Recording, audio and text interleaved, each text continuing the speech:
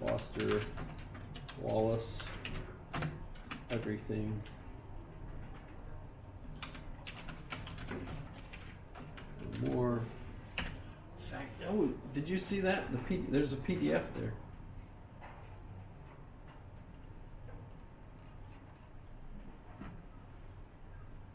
But yeah, if you're interested in math, at least theory, you don't necessarily have to do math, although he does.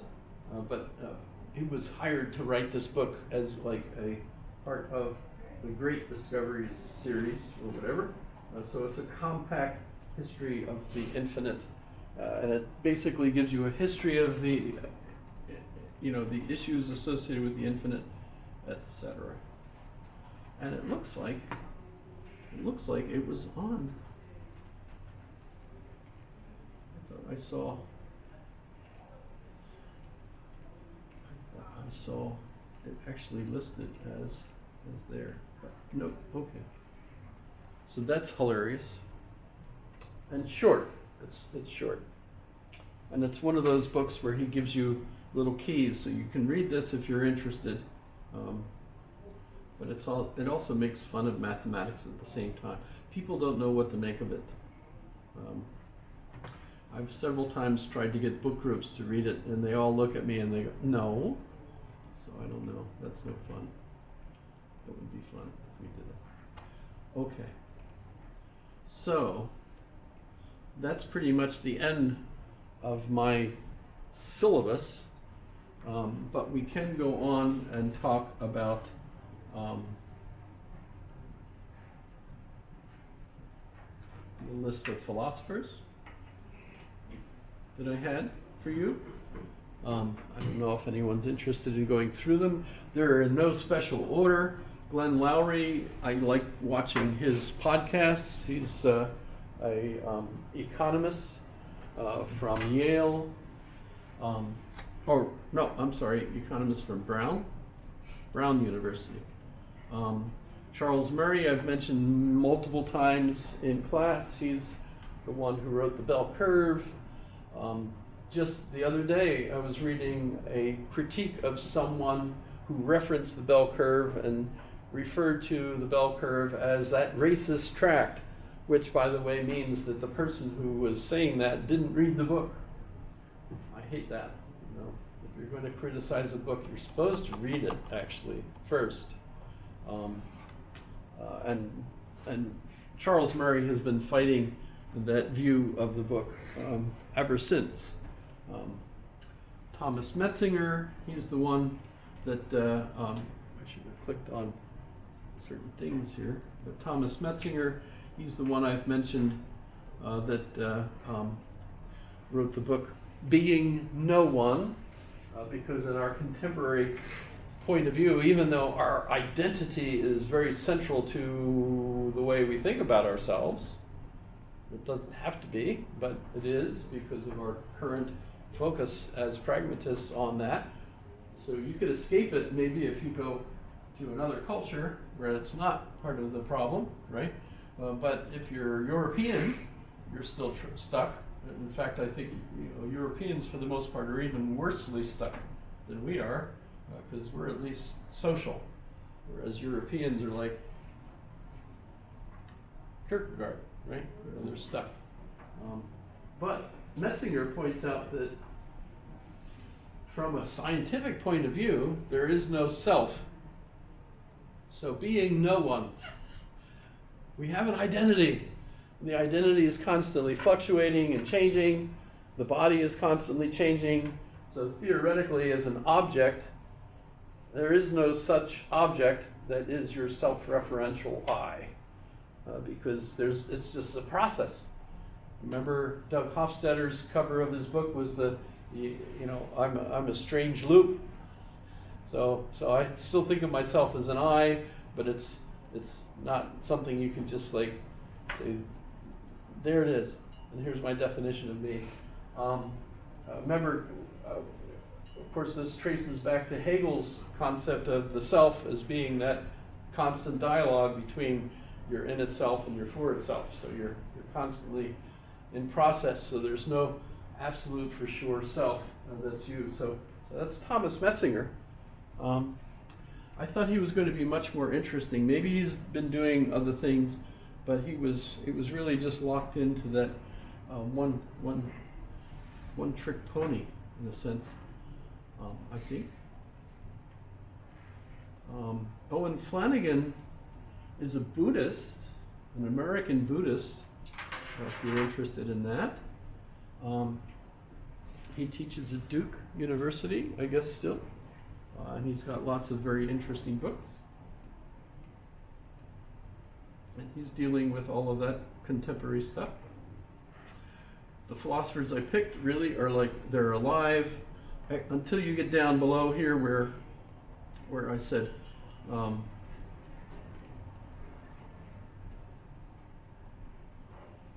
no longer living, right? So here's the point where these folks are no longer living because Alasdair MacIntyre died. Alasdair MacIntyre was a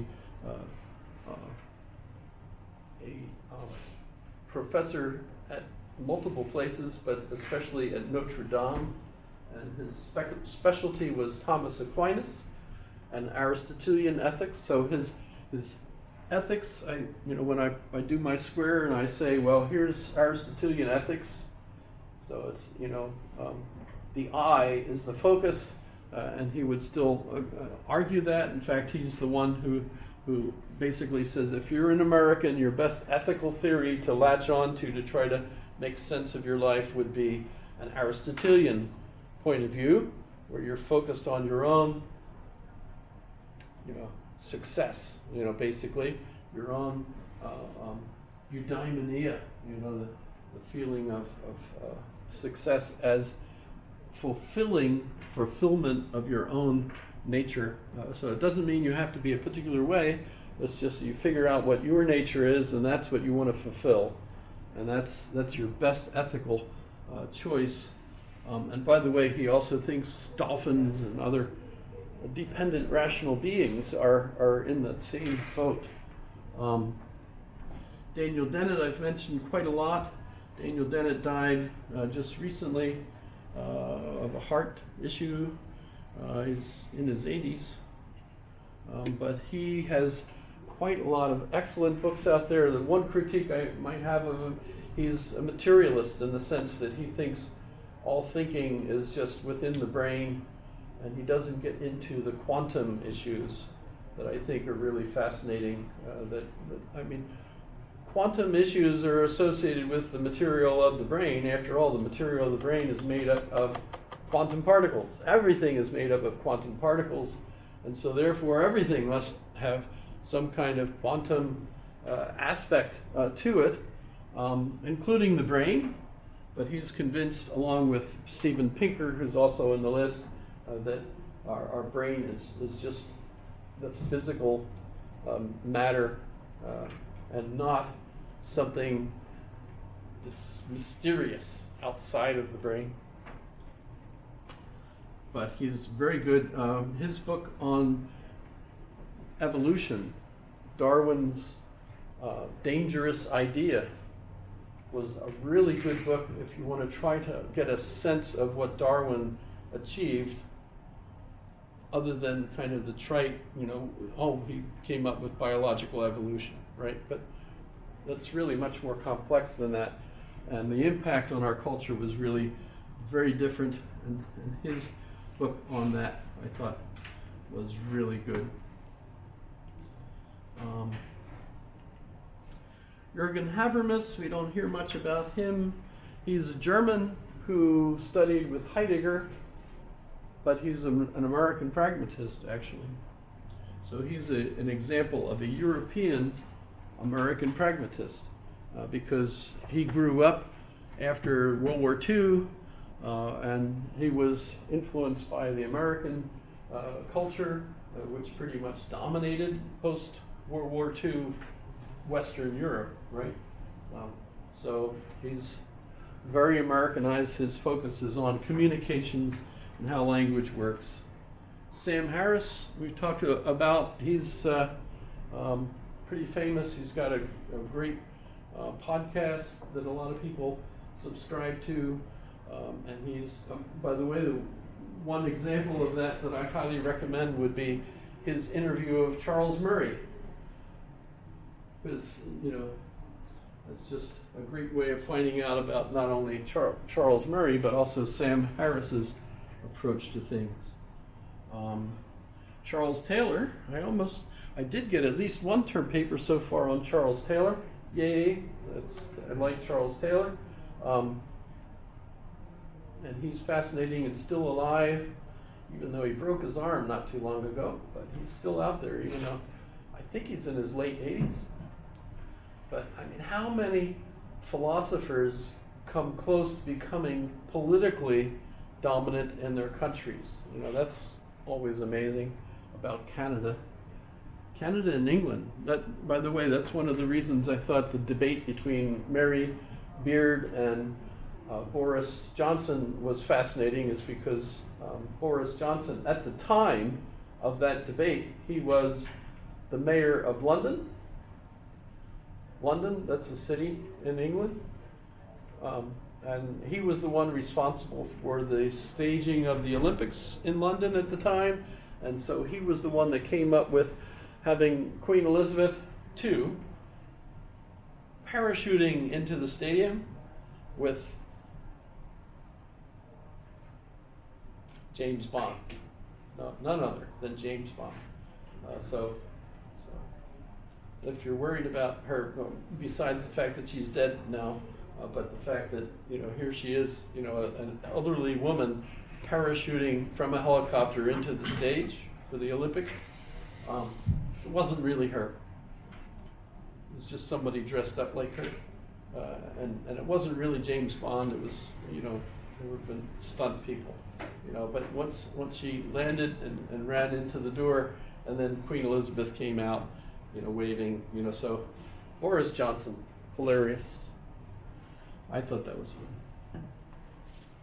And he speaks Greek. He learned Greek. He went to Oxford with all the people. If you're going to be a prime minister, you're supposed to go to that school. Okay.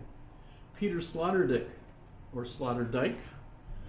He's a German, and he's, in talking about context, he talks about bubbles in English, although whatever you might, so if you're talking about a context or model-dependent realism, he talks about bubbles, and they're bubbles within bubbles. So that's his variant on that.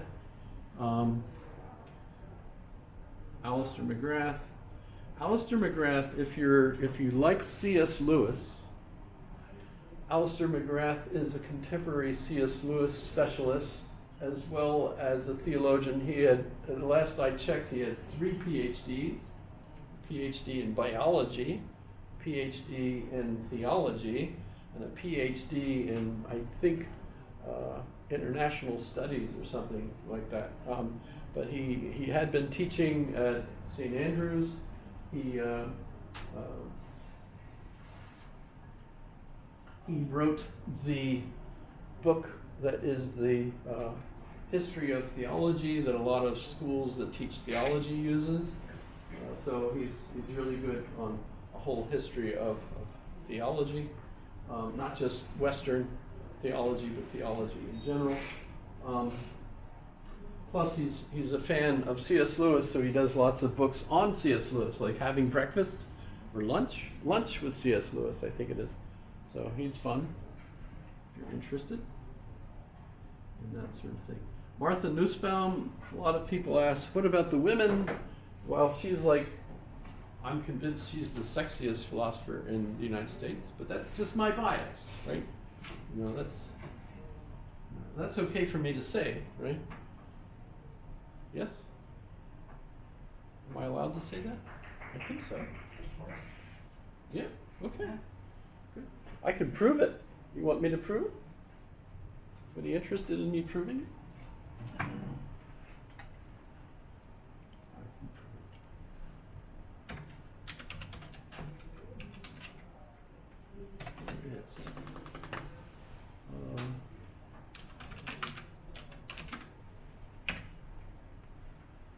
this is her today, looks like.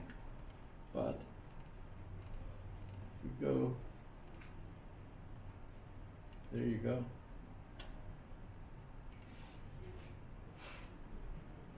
See, that was years ago, of course. So you can see where my bias comes from. I would be watching stuff. So Martha Nussbaum. But on a more serious note, Martha Nussbaum teaches law